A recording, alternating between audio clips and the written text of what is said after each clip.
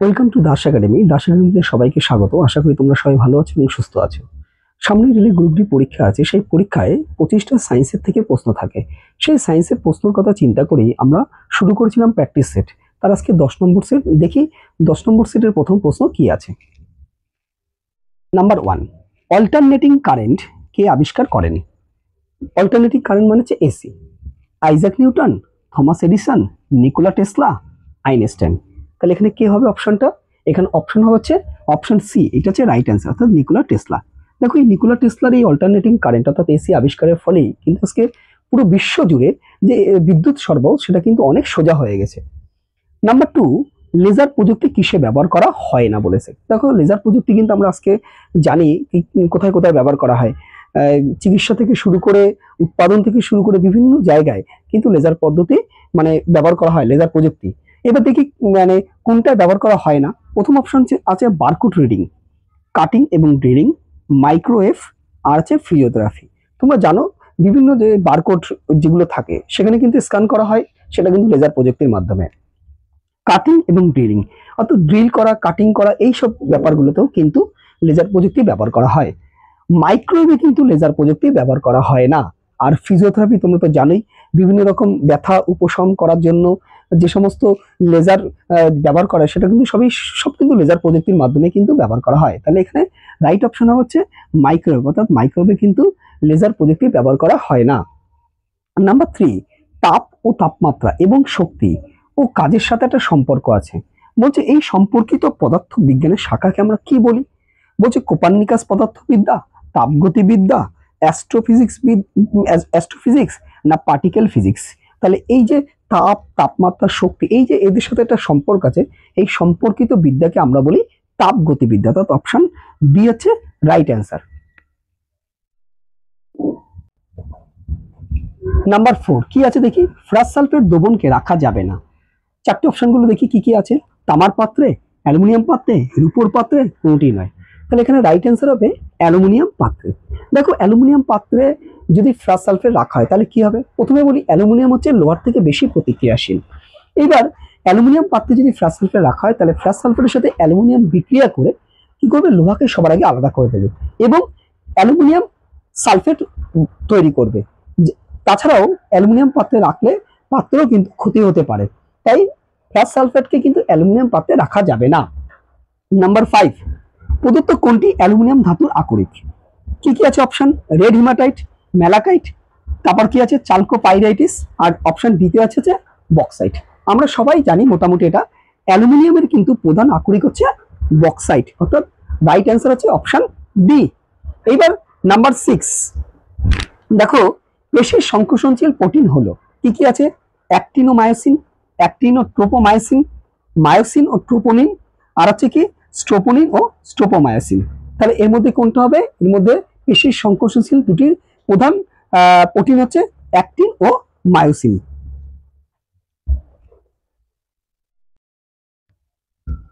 Next 7 ধাপ কি আছে দেখি। নিম্নলিখিত কোন দুটি গ্যাসের মিশ্রণের ফলে বেশিরভাগ সময় খনিতে বিস্ফোরণ ঘটে? কি কি আছে অপশন দেখি। হাইড্রোজেন ও অক্সিজেন, অক্সিজেন ও অ্যাসিটিলিন, মিথেন ও বায়ু, কার্বন ডাইঅক্সাইড। দেখো এই চারটে অপশনের মধ্যে অপশন সি হচ্ছে রাইট অ্যান্সার। এবার দেখো মিথেন কিন্তু বায়ুর সংস্পর্শে আসলে বিস্ফোরক হয়ে ওঠে। একটা নির্দিষ্ট অনুপাতে আসার পরে মিথেন কিন্তু বায়ুর সংস্পর্শে আসলে কিন্তু বিস্ফোরক হয়ে ওঠে এবং এই তখনই কিন্তু এই বিস্ফোরণটা ঘটে এবং মূলত এই বিস্ফোরণ কিন্তু কয়লা খনিতেই ঘটে। নেক্সট হচ্ছে 8 দাগ কি আছে দেখো। পরিবেশে সবচেয়ে বেশি পরিমাণে কোন নিষ্ক্রিয় গ্যাস পাওয়া যায়? কি কি আছে দেখি অপশনগুলো। হিলিয়াম, নিয়ন, আর্গন, আর হচ্ছে জেনন। তাহলে এর মধ্যে সব থেকে বেশি পরিমাণে নিষ্ক্রিয় গ্যাস পাওয়া যায় যেটা পরিবেশে, সেটা হচ্ছে অপশন সি, অর্থাৎ right answer option C argon. কত? বায়ুমণ্ডলে প্রায় 0.93% কিন্তু পাওয়া যায়। নেক্সট হচ্ছে 9 দাগ। ওয়াশিং সোডার জলীয় দ্রবণ হচ্ছে কি? আম্লিক, প্রশম, ব্লিচিং না ক্ষারীয়? তাহলে এই চারটে অপশনের মধ্যে কোনটা হবে? অপশন ডি হচ্ছে রাইট অ্যান্সার। দেখো এই ওয়াশিং সোডার জলীয় দ্রবণ কিন্তু সোডিয়াম কার্বনেটের একটা জলীয় দ্রবণ, ঠিক আছে, এবং এই সোডিয়াম কার্বনেটের জলীয় দ্রবণ কিন্তু সব থেকে বেশি ক্ষারীয়। নেক্সট হচ্ছে 10 দাগ কি আছে দেখি। ইলেকট্রো পজিটিভ বস্তু সবে হচ্ছে কি কি? ধাতু, অধাতু, অর্ধধাতু না উপধাতু? এই চারটে অপশনের মধ্যে কোনটা হবে right answer? Right answer electro positive বস্তু সব হচ্ছে একটা ধাতু, তাহলে এটা হচ্ছে রাইট অ্যান্সার। নেক্সট 11 দাগ কি আছে দেখি। রোগীর পাকস্থলীর ভেতরের অবস্থা বুঝবার জন্য চিকিৎসকরা যে এন্ডোস্কোপ ব্যবহার করেন তা কোন সূত্রের সাহায্যে কাজ করে? কি কি আছে অপশন দেখি। আলোর প্রতিবিম্ব, আলোর বিকিরণ, আলোর প্রতিসরণ, আলোর আভ্যন্তরীণ পূর্ণ প্রতিফলন। তাহলে যে এন্ডোস্কোপ ব্যবহার করেন চিকিৎসকরা রোগীর ভেতরের অর্থাৎ পাকস্থলীর ভেতরের অবস্থা বুঝবার জন্য, সেটা কিন্তু আলোর আভ্যন্তরীণ পূর্ণ প্রতিফলন সূত্রের সাহায্যে কিন্তু সে কাজটা করে।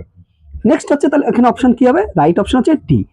নেক্সট হচ্ছে 12 দাগ কি আছে দেখি। বিশুদ্ধ প্রজাতির উদ্ভিদ ও প্রাণী সমৃদ্ধ সাইলেন্ট ভ্যালি অবস্থিত হলো কোথায় আছে দেখি অপশনগুলো। কেরালা, কর্ণাটক, জম্মু কাশ্মীর, অন্ধ্রপ্রদেশ। তাহলে এখানে রাইট অ্যান্সার হবে সাইলেন্ট ভ্যালি হচ্ছে কেরালায় অবস্থিত। নেক্সট হচ্ছে 13 দাগ। নিয়াসিনের ঘাটতির ফলে কোন রোগ হয়? দেখো নিয়াসিন হচ্ছে ভিটামিন B3 এর হচ্ছে অপর নাম হচ্ছে নিয়াসিন।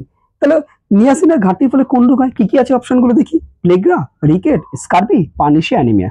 তাহলে এখানে রাইট অপশন হচ্ছে প্লেগ্রা। কারণ রিকেট হচ্ছে ভিটামিন ডি এর অভাবে হয়, স্কারবি হচ্ছে ভিটামিন সি এর অভাবে, আর পার্নিশিয়া অ্যানিমিয়া হচ্ছে ভিটামিন B12 এর অভাবে হয়। অপশন এ আছে, তাহলে রাইট অপশন আছে অপশন এ। নেক্সট হচ্ছে 14 দাগ। নিয়মিত কোন তরঙ্গের মেরুকরণ সম্ভব নয়? কি কি আছে অপশন। রেডিও তরঙ্গ, অতিবেগুনি, ইনফ্রারেড, আল্ট্রাসনিক। এখানে অপশন কোনটা হবে রাইট অ্যান্সার? রাইট অ্যান্সার হচ্ছে ডি অর্থাৎ আল্ট্রাসনিক। নেক্সট হচ্ছে 15 দাগ কি আছে দেখি। বায়ুতে প্রাপ্ত নাইট্রোজেন গ্যাস পরীক্ষাগারে উৎপন্ন নাইট্রোজেনের তুলনায় ভারী, কারণ এর মধ্যে কি আছে দেখি। সামান্য অক্সিজেন আছে, সামান্য কার্বন ডাইঅক্সাইড, সামান্য জলীয় বাষ্প আছে, সামান্য নিষ্ক্রিয় গ্যাস আছে। দেখো অক্সিজেন, কার্বন ডাইঅক্সাইড এই যেগুলো যেগুলো আছে এবং সামান্য জলীয় বাষ্পের কথা বলেছে, এর মধ্যে সামান্য পরিমাণ কিন্তু নিষ্ক্রিয় গ্যাস, অর্থাৎ অপশন ডি হচ্ছে রাইট অ্যান্সার, অর্থাৎ সামান্য নিষ্ক্রিয় গ্যাস আছে। ঠিক আছে। নেক্সট হচ্ছে 16 দাগ। গ্যাসের কোন বৈশিষ্ট্য তাদের বহনযোগ্য করে তোলে? ব্যাপন, সংকোচনশীলতা, আকার না আয়তন? তাহলে এর মধ্যে কোনটা হবে? এর মধ্যে রাইট অ্যান্সার হবে অপশন বি। তাহলে এটা হচ্ছে সংকোচনশীলতা। তাহলে গ্যাসের কোন বৈশিষ্ট্য? সংকোচনশীলতা বৈশিষ্ট্য হচ্ছে তাদের বহনযোগ্য করে তোলে। নেক্সট 17 দাগ। হেবার পদ্ধতিতে অ্যামোনিয়া প্রস্তুতির বিক্রিয়াটি প্রতিস্থাপন বিক্রিয়া, বিয়োজন বিক্রিয়া, প্রত্যক্ষ সংযোগ বিক্রিয়া কোনটি নয়? তাহলে এই চারটে অপশনের মধ্যে কোনটা হবে রাইট অ্যান্সার? রাইট অ্যান্সার হচ্ছে সি অর্থাৎ প্রত্যক্ষ সংযোগ বিক্রিয়া। নেক্সট অপশন হচ্ছে 18, মানে নেক্সট দাগ নাম্বার হচ্ছে 18। যখন উষ্ণতা বৃদ্ধি পায় তখন অর্ধ পরিবাহী তড়িৎ পরিবহন ক্ষমতা কি হয়? বৃদ্ধি পায়, একই থাকে, হ্রাস পায়, কোনটি নয়? কোনটা হবে রাইট অ্যান্সার? রাইট অ্যান্সার হচ্ছে অপশন এ অর্থাৎ যখন উষ্ণতা বৃদ্ধি পায় তখন অর্ধ পরিবাহী তড়িৎ পরিবহন ক্ষমতাও কিন্তু বৃদ্ধি পেয়ে যায়। তাহলে অপশন এ আছে রাইট অ্যান্সার। নেক্সট 19 দাগ কি আছে। গ্যাস্ট্রিক গ্ল্যান্ড দ্বারা নিঃসৃত হাইড্রোক্লোরিক অ্যাসিড কোন উৎসেচককে কার্যক্ষমতা প্রদান করে? দেখো কি কি আছে অপশন। অ্যামাইলেস, স্ট্রিপসিন, লাইপেস আর হচ্ছে পেপসিন। এর মধ্যে কোনটা হবে? অপশন ডি হচ্ছে রাইট অ্যান্সার অর্থাৎ পেপসিন। দেখো পেপসিন নামক যে উৎসেচক সে কি করে? এর কিন্তু কার্যক্ষমতাটাকে বাড়িয়ে দেয়। নেক্সট হচ্ছে 20 দাগ। পুকুরের মধ্যে একটি পাথর ছুঁড়লে জলের উপরিতলে যে তরঙ্গের সৃষ্টি হয় তা হলো কি? অনুদৈর্ঘ্য, তির্যক, অনুদৈর্ঘ্য এবং তির্যক উভয় তরঙ্গ সৃষ্টি হয় না। কোনটা হবে? অপশন বি হচ্ছে রাইট অ্যান্সার। দেখো যখন জলের মধ্যে পাথর ছোড়া হয় অর্থাৎ তখন জলের যে মানে কণাগুলো সেগুলো কিন্তু কম্পিত হয়, এটা কিন্তু একটা তির্যক তরঙ্গের বৈশিষ্ট্য। নেক্সট 21 দাগ। পৃথিবীতে শক্তি উৎপাদনের দ্বিতীয় বৃহত্তম উৎস হলো জীবাশ্ম জ্বালানি, নিউক্লিয় শক্তি, নবীকরণযোগ্য শক্তি, কোনটি নয়? এর মধ্যে কোনটা হবে রাইট অ্যান্সার? অপশন এ হচ্ছে রাইট অ্যান্সার, জীবাশ্ম জ্বালানি। এই জীবাশ্ম জ্বালানি মূলত কয়লা, তেল, প্রাকৃতিক গ্যাস এগুলোকে বোঝায়। নেক্সট হচ্ছে 22 দাগ। বিশুদ্ধ জলের সাথে যখন ডিটারজেন্ট মেশানো হয় তখন তার পৃষ্ঠটান বাড়ে, কমে, একই থাকে না অসীম হয়? তাহলে এর মধ্যে কোনটা হবে? চারটে অপশনের মধ্যে রাইট অপশন বি অর্থাৎ বিশুদ্ধ জলের সাথে যখন ডিটারজেন্ট মেশানো হয় তখন তার পৃষ্ঠটান কমে যায়। নেক্সট 23 দাগ। কোন পদার্থ দিয়ে স্থায়ী চুম্বক তৈরি করা যেতে পারে? Option A cobalt, option B aluminium, option C zinc, option D সীসা। তাহলে এর মধ্যে কোনটা হবে right answer? Option A cobalt.